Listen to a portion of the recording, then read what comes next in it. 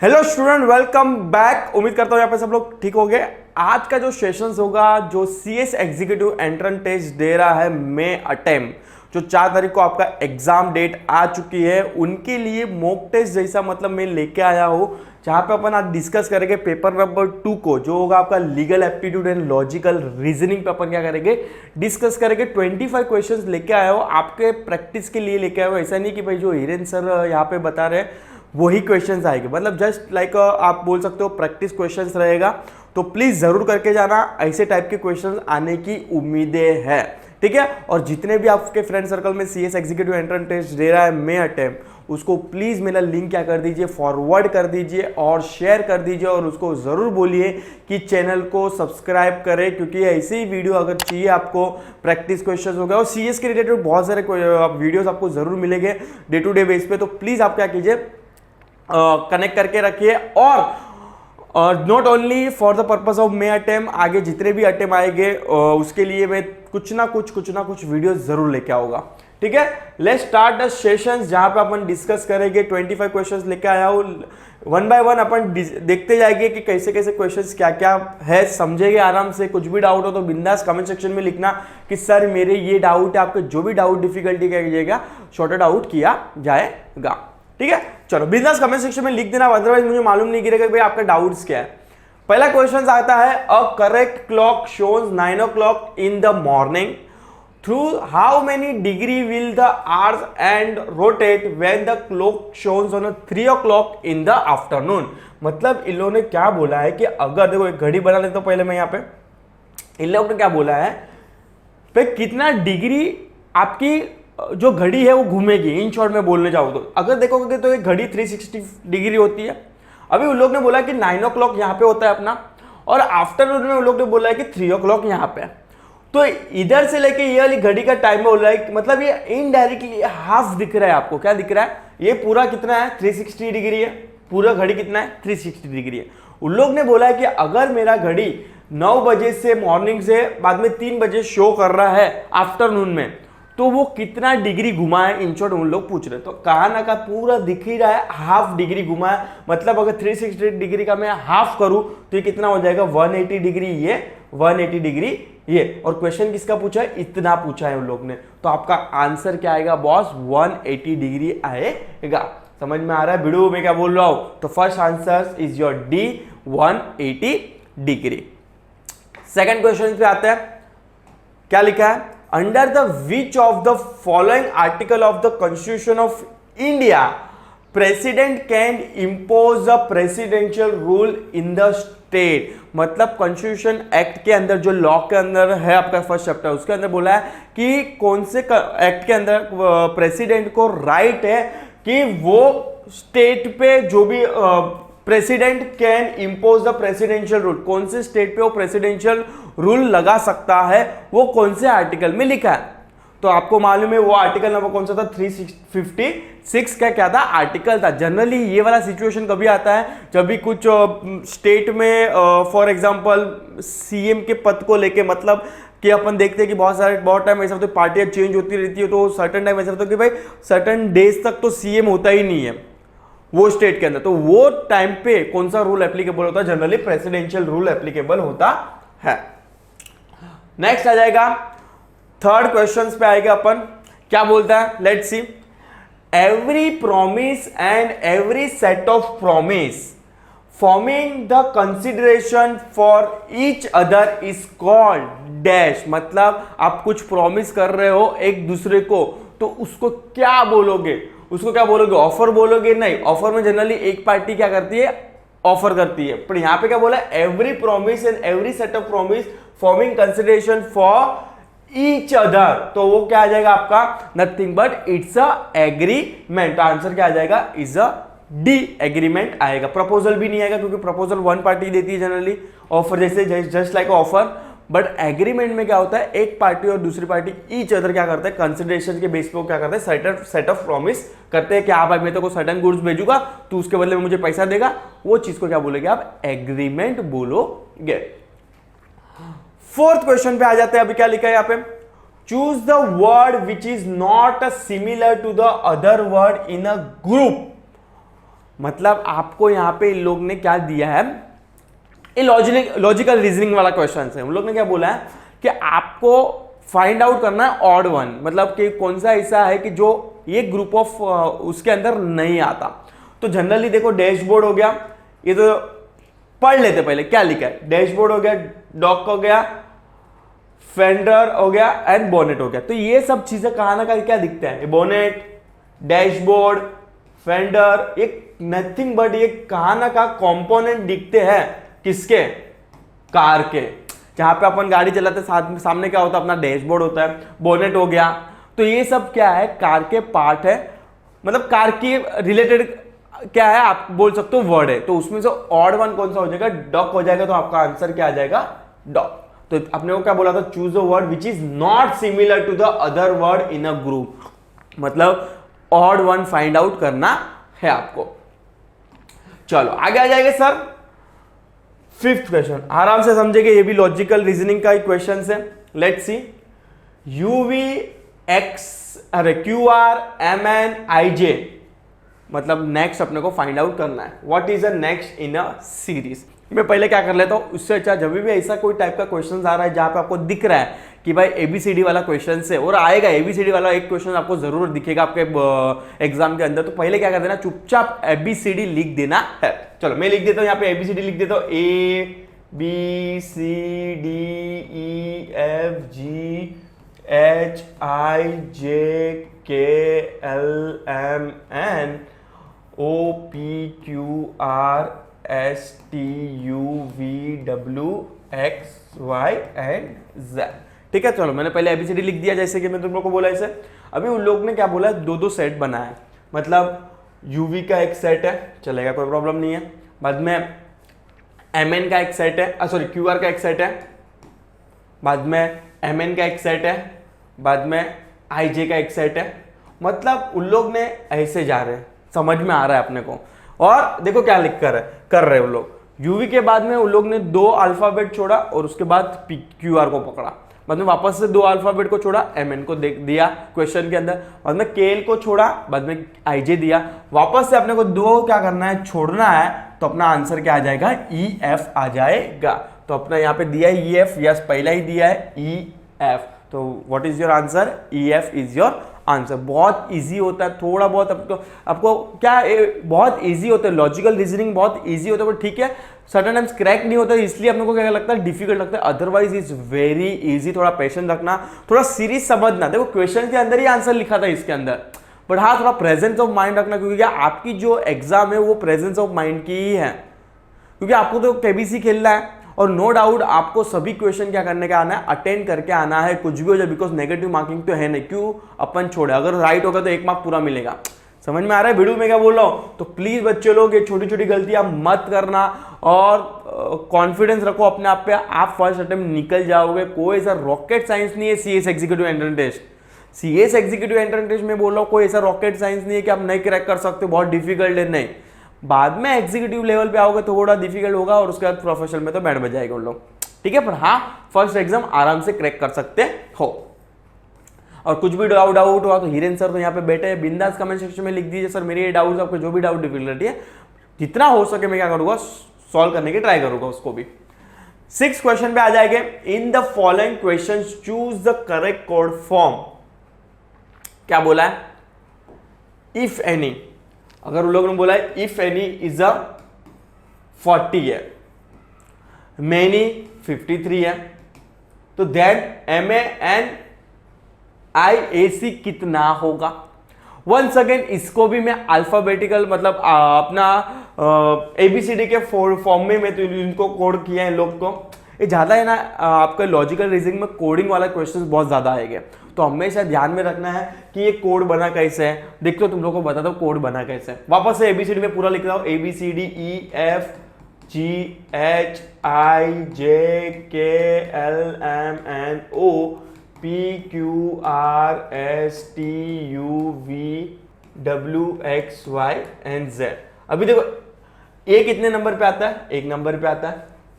N कितने number पे आता है, एन किधर गया, एन किधर गया, एन किधर गया, ए रहा। तो ये कितना नंबर हो गया, 1 2 3 4 5 6 7 8 9 10 11 12 13 14। तो 14 हो जाएगा। और y कितने पे आता है, ऑफकोर्स 26 अल्फाबेट होते हैं, तो y कितने में रहेगा, ये आपका 25 पे दिख रहा है यहाँ पे। अभी ये तीनों को आप प्लस करोगे ना, 1 प्लस 14 प्लस 25, तो कितना हो जाएगा आपका 40 आ जाएगा। तो उन लोग ने दिया है कि एनी इज इक्वल टू 40, ये अपन ने कोड कर लिया, ये कोड अपन ने फाइंड कर दिया। अभी तो इजी हो जाएगा अपने लिए, ये कोड फाइंड करने की जरूरत ही नहीं है, वो सेमी सीरीज चलेगी। देखो अभी अपन को ये फाइंड करना है, ये तो उन लोग ने दिया है कि भाई एनी इतना है, मेनी इतना है, तो इसका कितना होगा। लेट्स सी, अपन कोड करते हैं इसको भी।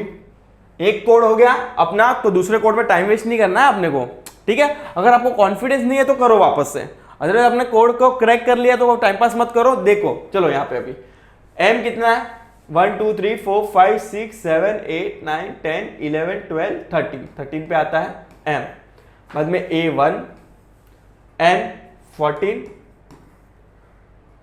i 1 2 3 4 5 6 7 8 9 9 a वंस अगेन 1 को ऐड करूंगा मैं, और c3। अभी ये सबको मैं क्या करूंगा, प्लस करूंगा, तो मेरा आंसर इसके अंदर कौन सा तो दिया होगा। लेट्स सी, अगर ऐड करते हैं पहले 14 और इसके अंदर और ऐड कर दूं 14 14 28 प्लस 1 29 प्लस 29 30 31 32, और 32 को अंदर में अगर मैं ऐड करूं कितना,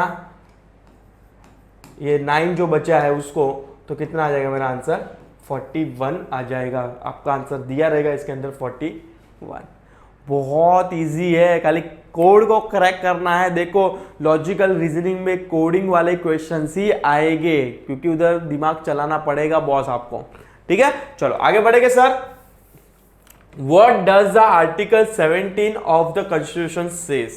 आर्टिकल 17 क्या बोलता है, the practice of the untouchability is forbidden, ये भी बोलता है, हाँ ये बोलता है जितना मैंने पढ़ा है।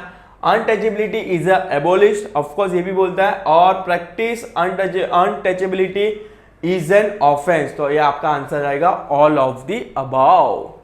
नेक्स्ट क्वेश्चन पे आएंगे, if the day before yesterday was a Thursday, क्या बोल रहा है, if the day before yesterday, मतलब सपोज के फॉर एग्जांपल आज से दिन कल उससे पहले थर्सडे था, मतलब सपोज के फॉर एग्जांपल प्रेजेंट डे कौन सा हो जाएगा, तो फिर अभी आज करंट डेट की बात करो, करंट डेट, पहले क्वेश्चन पढ़ लेते बोलना क्या चाहता है। If the day before yesterday was Thursday, when will be Sunday be, when will be Sunday be, Sunday कब होगा। अज्यूम करो आज, अभी डे बिफोर यस्टरडे कौन सा था, थर्सडे था, बाद में क्या होगा, यस्टरडे कौन सा हो जाएगा, फ्राइडे हो जाएगा, तो आज का दिन कौन सा है, सैटरडे है, तो संडे कब होगा, कल, tomorrow, Sunday is a tomorrow, तो आंसर क्या आ जाएगा, टुमारो। समझ में आ रहा है भिड़ू क्या बोल रहा है, देखो क्या बोल रहे हैं, डे बिफोर यस्टरडे, मतलब यस्टरडे से पहले क्या था, थर्सडे था, तो अपन ने लिख दिया day before yesterday Thursday, yes. बाद में यस्टरडे कौन सा होगा, कल कौन सा था, फ्राइडे था, तो आज कौन सा है, सैटरडे, तो वो लोग बोले संडे कब आएगा, संडे कल आएगा ना बॉस, तो टुमारो इज अ संडे। समझ में आ रहा है ना, कुछ भी डाउट हो तो बिंदास क्या कर सकते हो, कमेंट सेक्शन में कमेंट्स लिख सकते हो आप, यस। चलो 9th क्वेश्चन पे आ जाएंगे, the 10th schedule of Indian Constitution was added via, कौन से अमेंडमेंट के अंदर 10th शेड्यूल को क्या किया है, ऐड किया है, जो अपन ने पढ़ा था 52nd अमेंडमेंट एक्ट के अंदर। नेक्स्ट आ जाएगा, in order to convert a proposal into a promise the acceptance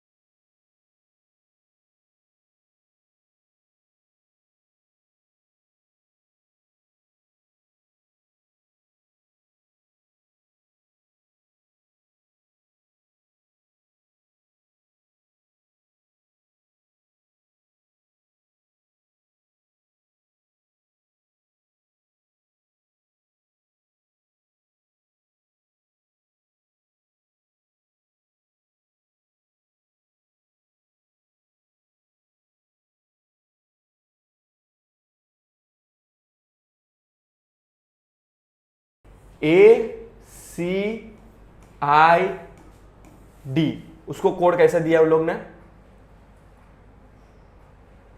code दिया है 1C3D। 1, इसको 1 दिया, C का C दिया, 3D, मतलब इसको कोड 1 दिया इन लोग ने, C को C ही रहने दिया, इसमें कोई चेंज नहीं दिख रहा है, I को 3 दे दिया और D को D दिया, इसमें भी कोई चेंज नहीं दिख रहा है। चलो, पहला कोड उन लोग ने ऐसा दिया है। सेकेंड कोड क्या बोल रहा है? सेकेंड कोड क्या बोल रहे हैं उन लोग?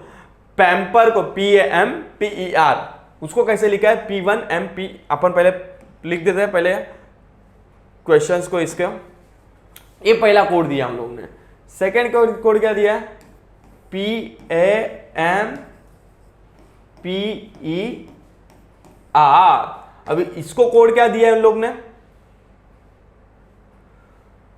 P1MP2R। ओके, P का P रहने दिया उन लोग ने, A को 1 दिया, M को M रहने दिया, P को P रहने दिया, E को 2 लिखा है इन लोग ने, R को R लिखा है। मतलब यहां पे इसको नो कोडिंग, इसको वंस अगेन A को 1 दिया, जो यहां पे भी 1 दिया था इन लोग ने, M को M नो कोडिंग, P को भी नो कोडिंग, E को इन लोग ने 2 दिया है और R को नो कोडिंग। अभी इतना समझने के बाद आपको क्या समझ में क्या आ रहा है? मुझे तो क्लियरली ये समझ में आ रहा है कि जहां पे ये वोवल्स आपने सुना रहेगा AEIOU, क्या था वोवल्स? क्या है अपना? AEIOU, ये वोवल्स अपन ने देखे हैं। अभी कहां ना कहां ये लोग जो दे रहे हैं वो हिंट काय की दे रहे हैं? वोवल्स की दे रहे हैं। जहां पे उन लोग ने A को 1 दिया है, इसको 1 दिया है इन लोग ने, बाद में इसके अंदर I को 3 दिया है, I को 3 दिया है, मतलब ऑफकोर्स AEIOU में I कौन से नंबर पे आता है? 3rd नंबर पे आता है। वंस अगेन ये पैम्पर के अंदर भी A को 1 दिया था, E को 2nd दिया है, E को 2nd दिया, मतलब ऑफकोर्स AEIOU में वोवेल्स के अंदर E कौन से नंबर पे आता है? 2nd नंबर पे आता है। तो ये बचे हुए कौन से नंबर पे आएंगे? 4th और 5th। अभी इसके बेस पे आपको बॉम्बे का क्या करना है? फाइंड आउट करना है आंसर। बॉम्बे को क्या करना है? फाइंड आउट करना है। BOMBAY। अभी इसको कोड करो तो जरा, ऑफकोर्स बी को तो बी आएगा आंसर इसके अंदर। ओ कौन से नंबर पे आता है? 4th नंबर पे आता है। एम तो है ही नहीं वोवेल्स के अंदर, तो एम का एम रहेगा, बी का बी रहेगा, ए का क्या आएगा? 1 आएगा और वाई का वाई आएगा। तो आपका आंसर ये आएगा B4BM1Y। लेट्स सी ऐसा टाइप का कोई क्वेश्चंस आंसर्स में दिया है कि नहीं? B4BMB1Y, यस दिया है सर। आपका आंसर आएगा C1, नथिंग बट C। समझ में आ रहा? बहुत इजी होता है, बट ठीक है, एग्जाम में क्रैक नहीं होता, बट आपको क्रैक करना है, दिमाग लगाना है। कोड फाइंड आउट कर लोगे तो आपके जितने भी क्वेश्चंस रहेंगे ऐसे टाइप के, वो आप क्या कर सकते हो? आप सॉल्व कर सकते हो लॉजिकल रीजनिंग का। ठीक है, चलो ये थोड़ा और ट्रिकी है, थोड़ा मतलब ज्यादा ही कुछ ट्रिकी है। Let's see the calendar for the year 2005 is the same for the which year. मतलब इन लोग ने बोला है कि 2005 जैसा कैलेंडर कौन से ईयर में आपको दिखेगा। उन लोग ने 2010 क्वेश्चन ऑप्शंस दिया, 2009 दिया, 2011 दिया, 2012 दिया है। पहले तुम लोग को मैं बता देता हूं कि जब भी ऐसा टाइप का क्वेश्चन आएगा ना, तो एक लीप ईयर वाला जैसा क्वेश्चन से मेरे को क्लियरली दिख रहा है। जब भी आपको लीप ईयर वाला क्वेश्चन दिखेगा ना बॉस, तभी एक टेबल है जो आपको क्या करना है? रट्टा मार लेना है।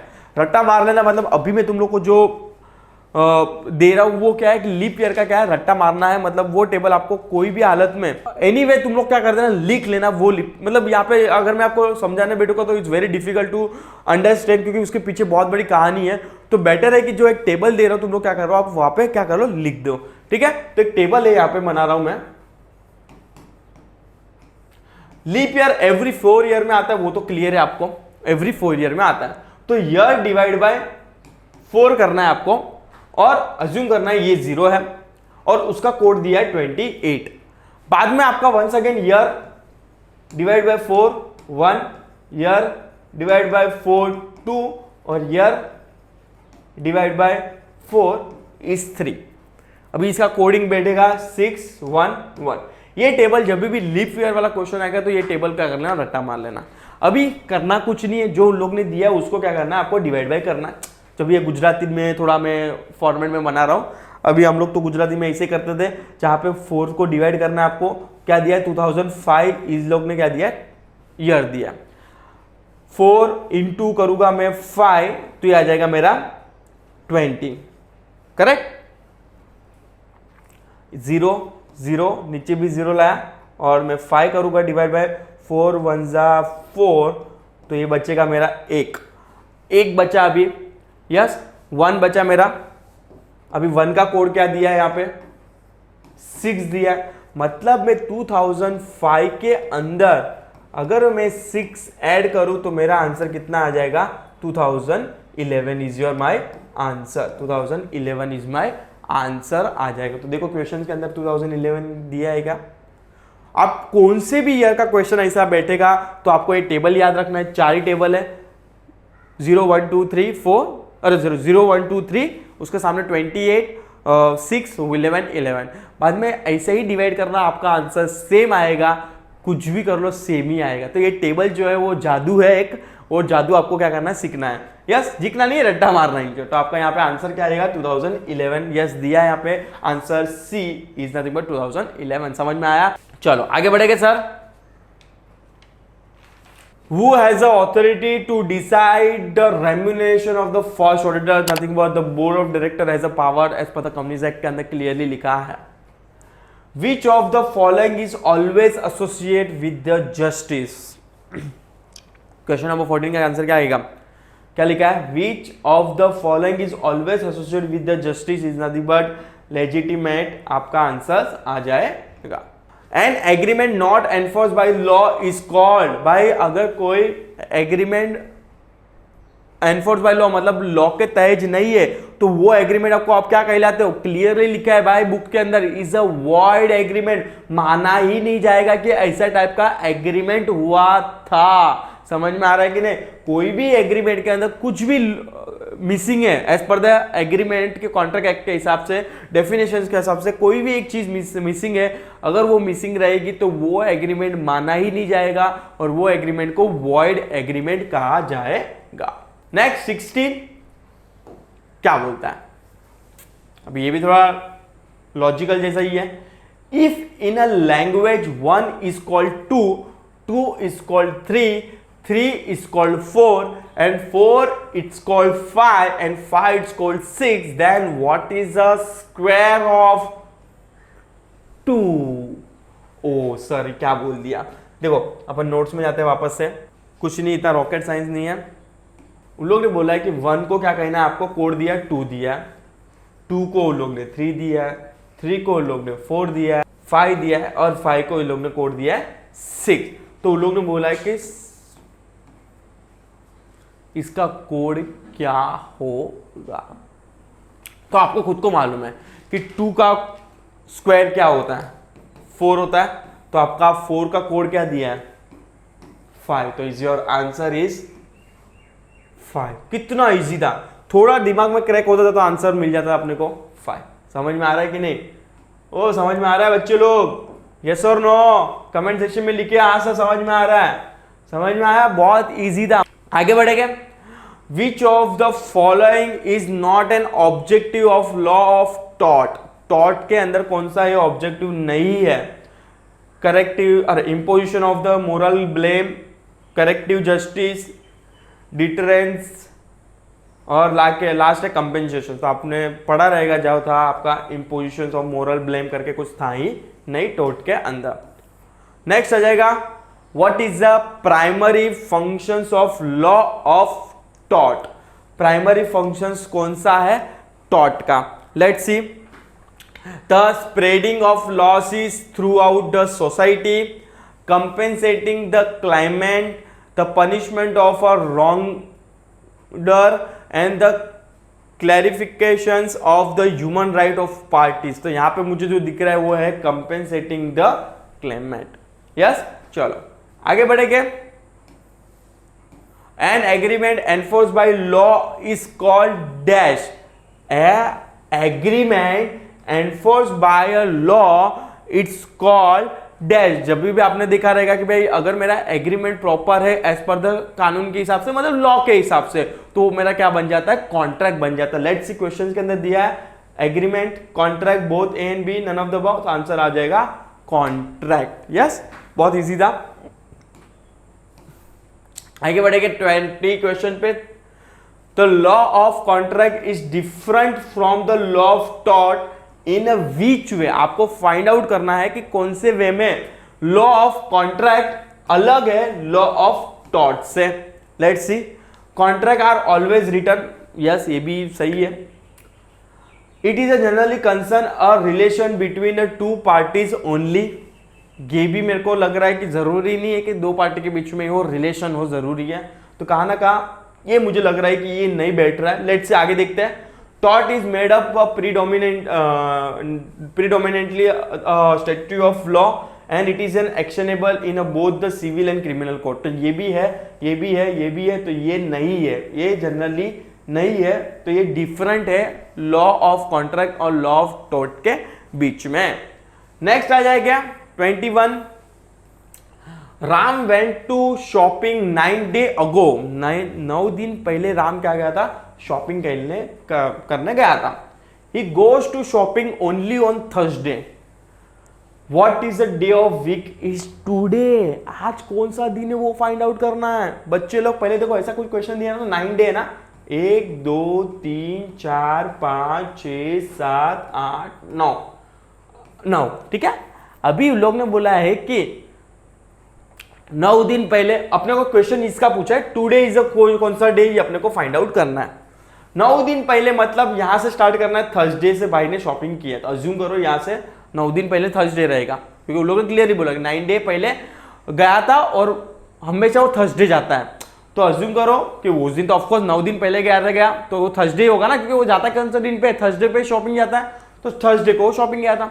Thursday, Friday, Saturday, Sunday, Monday, Tuesday, Wednesday, Thursday, Friday, तो what is the day of week is today. तो आज का दिन पे कौन सा आएगा, Sunday is your answer. Sorry ये वाला नहीं, आपका आंसर आ जाएगा ये, टुडे इज अ संडे, क्योंकि 9 दिन पहले काउंट करना है, मतलब टोटल 10 लाइन खींचनी है आपको, क्योंकि 9 दिन पहले गिरना है, मतलब आज का दिन काउंट नहीं करना है उसके अंदर, 9 days बिफोर बोला है, मतलब 2 days को छोड़ के 9 days बिफोर, तो ये 9 दिन को छोड़ के, तो आज का दिन कौन सा आ जाएगा आपका, सैटरडे आ जाएगा, not Sunday, Saturday, my bad, Saturday is your answer. क्या आ जाएगा, सैटरडे। समझ में आया? 1 सेकेंड समझाता हूं, जो क्या बोला क्वेश्चन के अंदर, राम शॉपिंग करने जाता है और कितने दिन पहले गया था, 9 दिन पहले गया था, यस, और 9 दिन पहले जा गया, उसके बाद उसने क्या बोला कि वो थर्सडे जाता है, तो ऑफकोर्स 9 दिन पहले गया रहेगा तो थर्सडे गया रहेगा, तो थर्सडे से शुरू होगा, Thursday, Friday, Saturday, Sunday, Monday, Tuesday, Wednesday, Thursday, Friday, 9 दिन हो गया। तो उन लोग ने बोला कि what is the day of week is today, आज का कौन सा दिन है, तो आपका डे आएगा सैटरडे।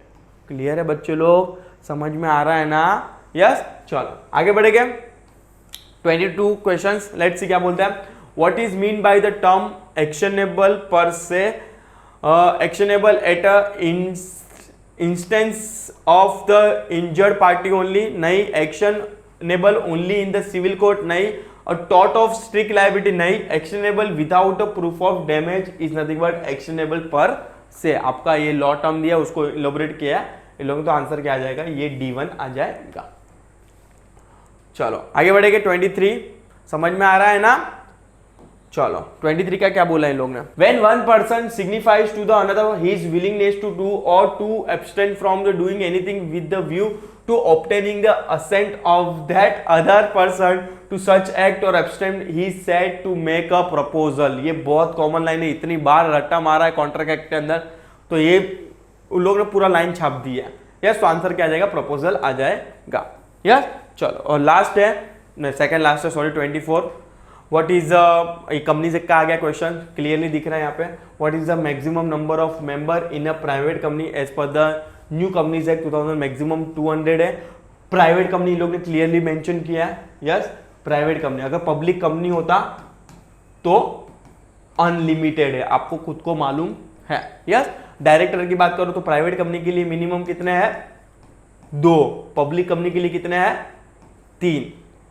समझ में आ रहा है। अभी मैं 1% कंपनी की बात करूं तो मिनिमम मेंबर कितने हो गए उधर, मिनिमम और मैक्सिमम 1 ही हो गए, क्योंकि 1% कंपनी है बॉस। 1% कंपनी में मिनिमम भी शेयर होल्डर एक ही होगा, मैक्सिमम भी एक ही होगा। डायरेक्टर आप चाहो तो 1 2 3 4 5 जितना चाहे रख सकते हो, बट हाँ आपको खुद को मालूम है कि मैक्सिमम डायरेक्टर एक कंपनी के अंदर कितने हो सकते हैं, 15 हो सकते हैं, और एक इंडिविजुअल पर्सन 20 कंपनी में क्या कर सकते हैं, डायरेक्टर बन सकते हैं। सर नहीं समझा, वापस से लाइन बोलो, समझेगा हम लोग को।